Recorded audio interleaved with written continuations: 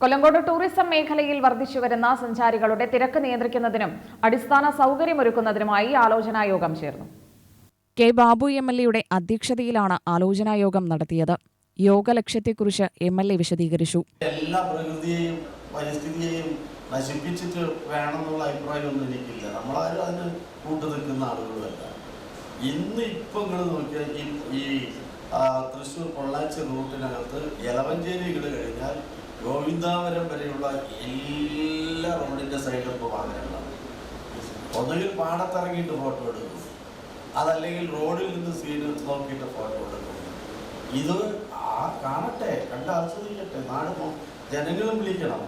പക്ഷെ വരുന്നവരെ അവർക്ക് വേണ്ട സൗകര്യങ്ങൾ ഇല്ലാതിരിക്കുമ്പോഴാണ് ഇതിൻ്റെ അപകടങ്ങൾ ഉണ്ടാവുക.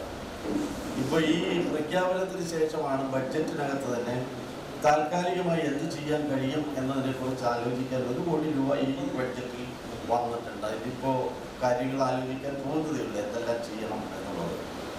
പക്ഷേ അതിൽ ഏറ്റവും പ്രധാനം ഒരു ദുർഘടം എന്ന് പറയുന്ന റോഡുകളുടെ ഒരു ശാരീരികമായ അവസ്ഥയാണ്. സീതാർകുണ്ട് റോഡിന് 4.5 കോടി രൂപ അനുവദിച്ചതാണ്, കുരുവിക്കുണ്ടുമര മുതൽ അവിടേക്കുള്ളത്. റോഡിൻ്റെ ഫണ്ട് അനുവദിച്ചതിനൊരു കരാറുകാരൻ വന്ന് അതിൻ്റെ വർക്ക് നോക്കുമ്പോഴാണ് നമ്മുടെ ജലജീവൻ മിഷനുകാരുടെ പൈപ്പ് ലൈൻ ഇടുന്നത്.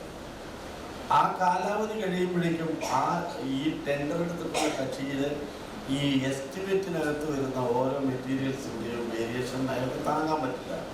അയാൾ നേരെ കോടതിയിൽ പോയി പിന്നെ പേഴ്സണൽ റിസ്കിൽ അയാൾ ഒഴിഞ്ഞു പോകും. നമുക്കെന്ത് ചെയ്യാൻ പറ്റും?